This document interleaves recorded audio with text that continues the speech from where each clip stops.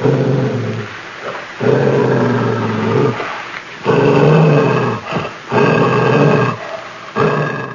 Daddy Racing got it on lock at the showstopper. Better give it all you got. If you got what it takes, put the money on the wood. What's up under that hood? What's up under that hood? Let the rubber burn, man, with the pipes growling loud. We'll see what is best in a quarter of a mile. It's a Hellboy, small block, Mr. Mason, Coop King, PHR, Mad Racing, Big Daddy Racing. I hope everybody turn out and have a good time, and then hope my little fans, hope they enjoy me whooping Sean Mason's ass. Being that you said Sean Mason, you was gonna whoop up on Sean Mason, I see it on the fly, you paired up against Sean Mason now. Sean Mason said that he was gone for a little while. He said he was running fives going back almost 10 years ago. He said he went away from the racing game for a little while to give y'all time to catch up. He said he's never been beat. He also did state that he's never been beat in Milledgeville. Nobody from around here that he's never been beat. Well, you know, I mean, he must have been forgot a few things. He must have lost some of his mind because if I ain't mistaken, I remember him running Jimmy Daniels in a white Camaro. Jimmy Daniels had a 6'8" Camaro. Sean left on him. Jimmy still went around him. They weren't running with 740s, and that ain't been quite 10 years ago. So, you know, Jimmy won a 6'9", and I think Sean won a 720 or 740, something like that. 720, 740. Yeah, so you know, 10 years ago, I don't know, you know, but I don't have nothing really to do with that there, but I'm Mr. Small Block. I'm gonna change the game. I mean, actually, I'm gonna tell you what happened now. I don't know, you know, his reasons why he left racing, but I actually quit racing, walking around right here every day, 3 years with a brand new motor in my car. I actually quit racing to get these guys time to catch up. So I guess it became boring to you. Every time you came out, there was no... With that right, because no one would never run. They would always, even not just local guys here now. The guys were shooting at me. We had them guys out at Atlanta. K9 them, they used to run stock suspension at a Brown Malibu. They would not run. A couple of guys from out of Alabama come over here to the track, but they always claimed they couldn't get down this track. You know, they wanted me to come to Phoenix City, and so you know, I just, you know, I never could get a run. Then 1 or 2 times, I actually lost twice up there at the track. Cause I left one, but then when I put 2 systems on my car, I was running on 1 at first. I put 2 on there. Every time I grabbed it, it would blow my tires. You know, I had a little 8-inch rim, but we figured that problem out. And you know, I actually lost twice up there, but you know. So you lost 2 races in how many years? And I've been actually racing that 1 motor right there for the last 6 years.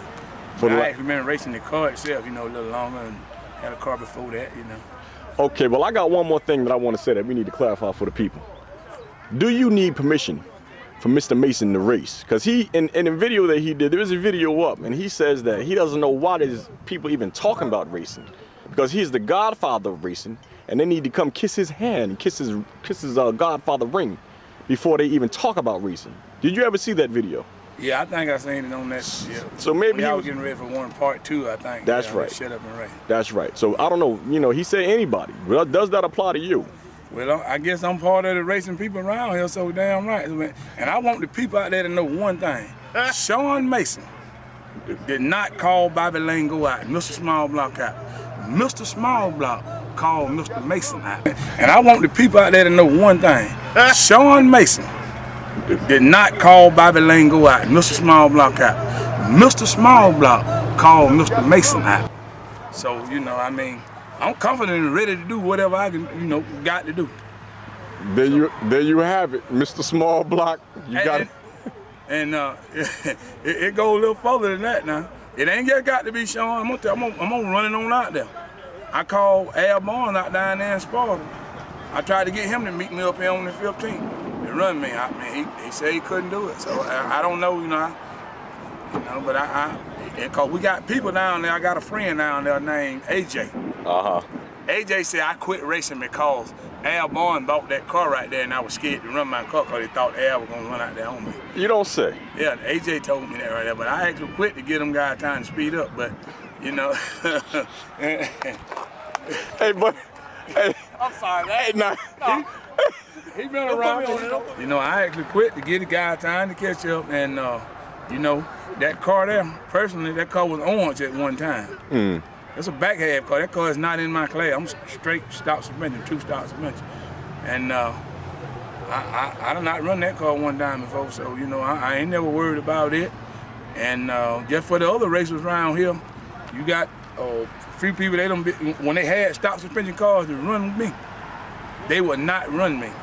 Now they done went out and built cars or bought cars that so-called out of my class. Now they calling me out. I got one guy in Macon. I really hate to call his name, but I'm gonna call it Lil Ronnie. He got actually a Pro Mod with a 706 in it. And every time I go to the track and he around, he come picking, he wants to run me. That Cutlass have been a dynasty around here, buddy. A dynasty? That's right. Every time I go somewhere, it's somebody back from 4 or 5 years ago think that they done speed it up, now they talking trash to me, you know what I'm saying? This man got a Pro Mod, you know, he wants to run me. If he want to run me, I call him a slow mod, you know. A slow mod? Yeah. So you're saying you still got it? No matter, even though you run a stock suspension or whatnot, you got something for him? Yeah, well, I'll try him. I ain't supposed to outrun that car. Just like I wasn't supposed to outrun the car that Al Bourne got right now, but I did. So you already beat Al Bourne's? I didn't beat Al quick on the car. I beat quick. Oh, you beat quick? Yeah, some people told me I freed the slave when I beat that damn man.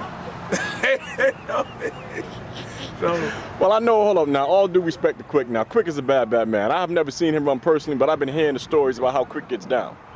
Yeah, Quick gets the run. Well, he a big bullshitter, but yeah, he'll run. He told me, I'm gonna tell you what, personally, me and him had a grudge because I ran this track around here. You ran the track? I ran the track. So that was your track? That's right, my track. And every time someone would show up, whether Quick knew them or not, if he thought that their car would beat mine, he would sick them on me and come trying to bet and say, hey, that boy want to run you or whatever. So I really got tired of Quick, and we had a verbal altercation, you know, I kind of talked nasty to him. So Quick built this car when he was down Hatchet one day and I stopped. And Quick told me, he said, look at him, I just spent $30,000 to whoop your ass. Specifically? Specifically. So he said, wanted you bad? I'm not gonna run nobody until I run you. And so, you know, Hatchet was there. Now, you can ask him, you know him. And he told me, he said, matter of fact, I will give you the hit and run you. I said, that's a bet. We come to the track to race. He bagged out. He wouldn't give me the hit, right? So I ran him hit. I wouldn't even take my car off the track because he didn't want to talk about no money or nothing. And Roger Reed come up there and told me, man, I'll give you $300, you run that, man. I backed my car to the trailer and went out there and run it. And, you know, we made good, clean pass down the track, but I won't say what happened because I don't make excuses. But he was victorious that day. Well, that's what I like to hear. Win is a win. Yeah, he won that day. He won that day. So we shot up and we advertised the race and came back at it about 3 weeks later and betted money. And Mr. Small Block. I got nothing else to say. All right. But that Cutlass is the only car I ever seen to keep a crown on top of it, and ain't nobody gonna get it. Ain't nobody gonna get it. That's King, baby. Chantrell against Hellboy. Yeah, that's gonna be a good one now. Okay, and we also got Mad Racing Drew against PHR from out of Athens. Yeah, I'm Drew a friend of mine, but I'm for that Cutlass. I'm a Cutlass man. You know what I'm saying? Okay, all right. So, you know. Well, I spoke to PHR today. I spoke to Teron. Teron said y'all gonna be short enough surprise when y'all see him on May 15th. He's definitely be there. I spoke to Doodoo Brown from out of Macon. Yeah. He said he may show up. I don't know if he's gonna show up or not. He said if he shows up, he's coming for that $1,200. I tell you what, he come on. I mean, I personally wasn't gonna get in the race, but you know, if not enough cars there to be satisfactory or whatever, but I mean, I will get in, and then if one guy gonna call himself gonna stand out, I mean, I called him and said, you'd be a hell of a driver. Hell, I run 580 with my eyes closed. 580 with your eyes closed. That's right. All right. Well, Hellboy, Chantrell, PHR, and Mad Racing, Mr. Small Block versus Mr. Mason. I want Mr. Hellboy to know, this country boy down here, Coop King, Sean, got something for you. You gonna be picking cotton for your lady. There's a few of my fans right here, I think so anyway. You know, I don't really know them.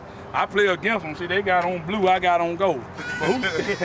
But when it comes to drag racing right here, who y'all think number one? Mr. Small Block. There you have it. Big Daddy Racing got it on lock. If the show stop, well, better give